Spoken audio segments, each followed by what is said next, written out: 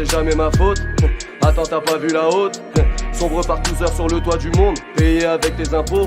C'est provocateur de se la jouer prolocato. Caritatif dans les prolongations, quand tu voles des millions à l'année, c'est eux qu'on jappe dans la peau. C'est pas que des lois, c'est tout un business Un juteux. petit condensé de Manuel Valls. Est-ce que vous connaissez on a été bavard, désolé. Non, non, bah, écoute, Cristalgre, ici on est un stream communautaire où il y a une dizaine de personnes en live. Donc pour moi, c'est le but en fait. On n'a pas des problématiques de gros streamers. C'est aussi l'intérêt. Donc moi, je suis content de ça. Moi, c'est comme ça. Je suis très content de ça. Donc voilà. Ouais, Manu, il sait toujours. Voilà. Et donc, il est passé sur cette chaîne. Est-ce que vous connaissez cette chaîne? Cette chaîne, elle s'appelle Le Crayon. Donc invite des gens de gauche, de droite, d'extrême gauche, d'extrême droite, des débiles, pas des débiles. C'est assez varié. C'est un peu un Thinkerview méga light où les intervieweurs n'ont pas les reins très solides alors qu'ils se donnent un air un peu dark, edgy. Voilà. Et donc, Matt Yelvas, alors je vous le mets pas dès le départ et je vous mets je vous mets le passage qui s'appelle Êtes-vous pessimiste? Et normalement, si j'ai bien timé, ce qu'on a vu que je n'ai pas bien fait ce soir, on va pouvoir jouer au jeu sémantique de est-ce que Manuel Valls sait de quoi il parle quand il parle d'écologie? Je refuse d'être pessimiste, parce que les causes pour lesquelles je me bats depuis des années doivent être défendues, parce que moi je veux être optimiste. Si vous voulez, on ne peut pas se laisser abattre par l'optimisme. Moi je discute avec mes enfants, avec On ne peut pas se laisser abattre par l'optimisme. Je suis désolé. Je suis désolé, je peux plus m'en empêcher. leurs copains ou avec des jeunes. C'est vrai que ces derniers mois, on leur offre un monde qui doit choisir entre la guerre nucléaire que provoquerait Vladimir Poutine. La guerre nucléaire que provoquerait Vladimir Poutine. Je suis désolé, j'aime trop jouer avec ce levier. Et c'est un peu débile. Enfin, genre, moi, quand j'ai écouté des gens qui faisaient de la géopolitique, de la géostratégie militaire, ils te disaient non, non, mais guerre nucléaire, mec, zéro. Et en fait, en France, là, sur vos journaux, vous voulez dire que le mec, il est taré et qu'il est prêt à faire ça, mais c'est de la propagande de guerre. J'ai tendance un peu plus à croire les analyses que Manuel Valls. Ou la fin de la planète à cause du réchauffement climatique. Bon. Or, là, voilà. C'est juste pour cette phrase. La fin de la planète à cause du réchauffement climatique. Donc, s'il y a une utilité à cette chaîne, merci pour mon turfu, ce n'est pas la fin de la planète. Et ce n'est pas le réchauffement climatique. C'est la fin de la civilisation thermo-industrielle, de manière hautement probable, et c'est le dérèglement climatique. Vous pouvez même, si vous voulez être plus soft et vous la jouez un peu jankoviciste, vous pouvez tester. Si vous ne savez pas si quelqu'un est jankoviciste, vous ne dites pas le dérèglement climatique, mais vous dites la dérive climatique. Voilà. Donc là, quand vous avez un mec responsable politique, ancien Premier ministre, qui prend l'air concerné en se disant mais qu'est-ce qu'on leur livre entre la guerre nucléaire de Poutine et la fin de la planète à cause du réchauffement climatique? Là, vous savez que ça sucre les fraises. Hein. Est-ce qu'on ressortira la miniature Manuel Valls, sucre des fraises avec Michel Onfray? On ne sait pas, mais c'est pas loin quand même. Donc vous dites, mais quel monde sommes-nous en train de préparer? Le DRM, en plus c'est ça qui est là où je t'ai carrément raison, c'est que c'est le dérèglement climatique est un des symptômes de l'effondrement. C'est-à-dire que l'effondrement écosystémique est composé de l'effondrement de la biodiversité, de l'effondrement climatique. On peut même parler de l'épuisement des ressources, de l'augmentation des puits de déchets aussi. Donc il y a tout un tas de paramètres, voilà, avec les boucles de rétroaction, les paliers à ne pas franchir, blabli, blablablou. Et tout ça impacte le système thermo-industriel qui, lui, va tomber en panne par bloc. Voilà. A des hautes chances, hautement probable de tomber en panne. Bon, vous commencez à saisir qu'on laisse quand même une nuance à l'appréciation de n'importe qui écoute les propos qui sont tenus ici. Ah, je m'agourue, excusez-moi. Aux futures générations. Donc, dans ces deux domaines, il faut être lucide.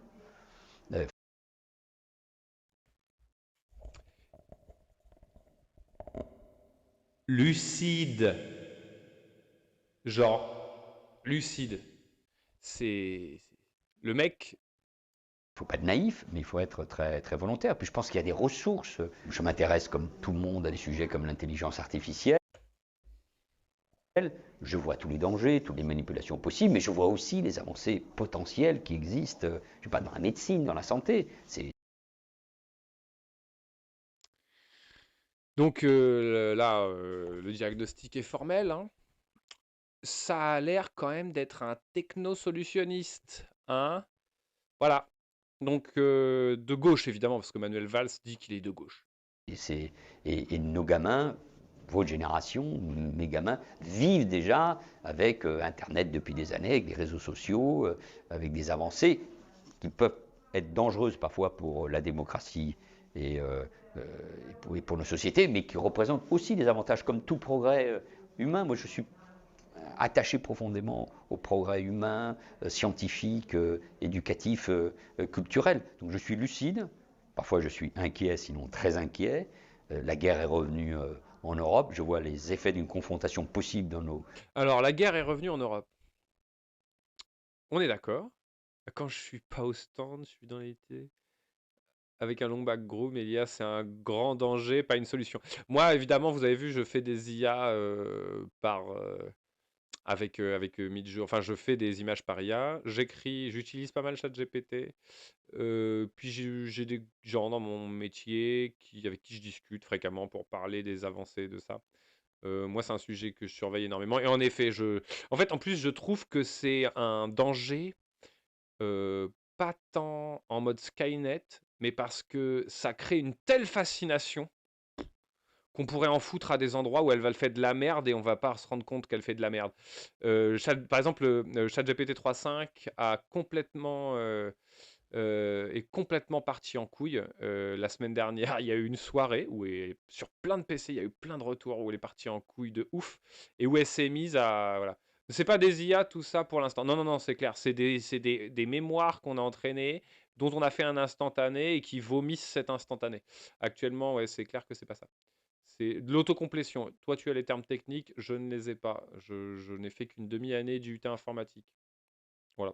Mais en tout cas, ouais, ce qui m'inquiète, c'est vraiment la fascination qui est développée par beaucoup de monde. Genre, Manuel Valls, le mec est pas foutu de comprendre que la guerre thermonucléaire n'est pas à nos portes, de prononcer correctement un des principaux problèmes écologiques de ces dernières années, et il nous dit, ah non mais l'IA c'est merveilleux. Enfin, je veux dire, à un moment, demain le canard ce sera une IA. Vous avez remarqué dans les images, maintenant j'en mets partout un canard. Une IA? Ouais. Non. Non, si j'avais vraiment les moyens, ce serait une vraie oie. Voilà, dressée. Voilà.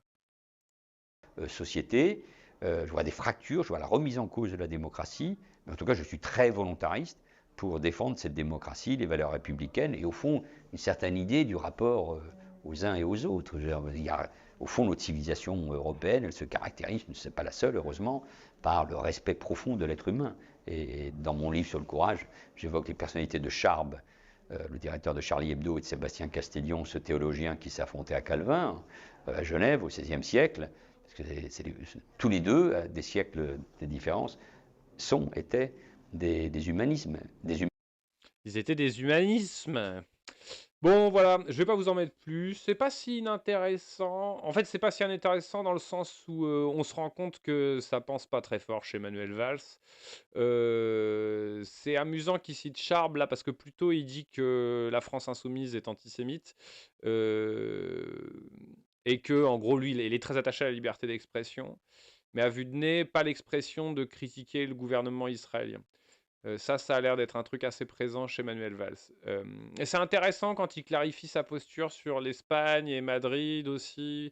En fait, vous voyez à quel point c'est important, et il l'assume, il le dit lui-même, que c'est important d'avoir un ego très fort dans ce genre de délire, parce que si tu crois pas en toi, machin, et vous voyez en fait, le mec déroule son propre storytelling, et il est à peu près cohérent sur son rapport à Barcelone, pardon, pas Madrid. Donc voilà. Bon, c'est 39 minutes. Moi, j'ai des trajets à vélo, donc j'écoute ça quand je roule à vélo. Voilà. Donc voilà. Écoutez, il est 23h50. Est-ce que Est-ce que on vous lâche les 6 spectateurs quelque part? Non, on va raid personne. Allez, ce soir, on raid pas. On s'est pas fait raid.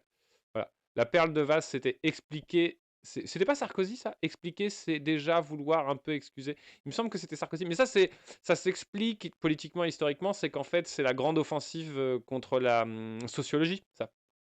C'est-à-dire la politique sociologue qui consiste à dire on comprend, etc. Yes, c'était cool, merci encore. Je vais y aller. Vas-y, à plus HTK, à plus tout le monde, messieurs, mesdames, mes non-binaires, mes canards. Prenez soin de vous, voilà. Et n'hésitez pas, évidemment, si jamais... Ah, attends, il y a Mosimo qui a fait un commentaire et dedans, il parle du Niger. Et du coup, le stream me demande si Mosimo a le droit d'utiliser ce terme, parce que ça ressemble à nigger. Donc c'est pour ça, voilà. Et du coup, on s'en fout. Évidemment qu'on autorise quelqu'un à parler du Niger. C'est trop bizarre. Non, c'est Vals. D'accord, très bien. C'est Vals. Expliquer, c'est déjà excuser. Bon, de toute façon, c'était un con. Mais là, c'est intéressant. Moi, j'aime bien qu'on mate un peu des cons. Hein, aussi. C'est quand même du divertissement. Allez, à dans le turfu. Bonne soirée. Dambou qui mettrait tout le monde à table. Je rêve d'un truc after HTK. I had a dream, une sorte de Osae Komi, une manière de prise de judo qui retournerait les questions d'individualisme autant que les considérations du survivalisme par la gauche en faisant une sorte de Dambou, couscous aux épinards du Niger. Là, t'es extrêmement cryptique pour moi. Mais j'aime ton style de toute façon, Mosimo. Et c'est là qu'on prend tous les épices, les oiseaux et l'alcool. Un comble pour le N-word. Ouais, tout à fait. Mais tu vois, je pense que, mine de rien, d'avoir un espace, bon, de 6 personnes, hein, on est d'accord, on n'est pas d'élus, mais je vois un espace comme celui-là où on peut aborder ces sujets sans être en train de s'étriper. Parce que, si, quand même, je vais vous montrer un dernier truc, là, juste vraiment pour finir. C'est toi qui as partagé ça, Mosimo. Et en fait, je voulais en parler. Pourquoi est-ce que j'aime bien cet espace de discussion du stream? Tu as partagé un truc, une histoire tragique d'un mec qui s'est immolé par le feu pour protéger contre le conflit israélo-palestinien. Je vais pas parler de ça, enfin, pour voilà, Free Palestine avant de s'immoler. Je vais pas en parler de ça, même s'il y aurait des trucs intéressants sur ça m'évoque des trucs. Non, je veux parler de Twitter. En fait, parce que vous postez un truc comme ça, rest in peace, ton sacrifice ne sera pas en vain, bon voilà. Est-ce que c'est comme posture critiquable, pas critiquable? Ce qui est chelou, c'est que c'est quand même un gars qui s'immole pour protester contre un conflit meurtrier qui est jugé comme étant une ouverture potentielle au génocide de la part de l'ONU. Et les commentaires, c'est des trucs horribles. Genre, il s'est immolé pour supporter des terroristes qui brûlaient, violaient, tuaient des femmes, restent en enfer et tout. Enfin, en fait, pourquoi j'aime bien l'espace sur lequel on est? C'est parce qu'on n'a pas des échanges de Mongols comme ça. Moi, Twitter, je peux pas. Je comprends les crottes de nez, le troll, tout ça, mais, mais c'est chaud. C'est chaud comme réseau social. Genre, c'est tendu. C'est tendu. Donc moi, je peux pas. Voilà. Et moi, j'aime bien là, qu'on puisse aborder des sujets, même si là, avec HTK, il s'avère qu'il y a beaucoup de sujets, d'autres points où on est d'accord. Je pense qu'on pourrait trouver des points de désaccord. Moi, c'est la première fois aussi que je me livre avec cet exercice. Mais moi, je trouve que ça m'intéresse d'aborder des questions de manière plus tranquille. Voilà, parce que je pense que sur des questions du turfu, le ressenti, moi, les phases où on s'écoute pas, ça n'a pas marché. Ça nous concerne tellement, ça peut être tellement angoissant que je pense que c'est important d'avoir de l'écoute. Voilà.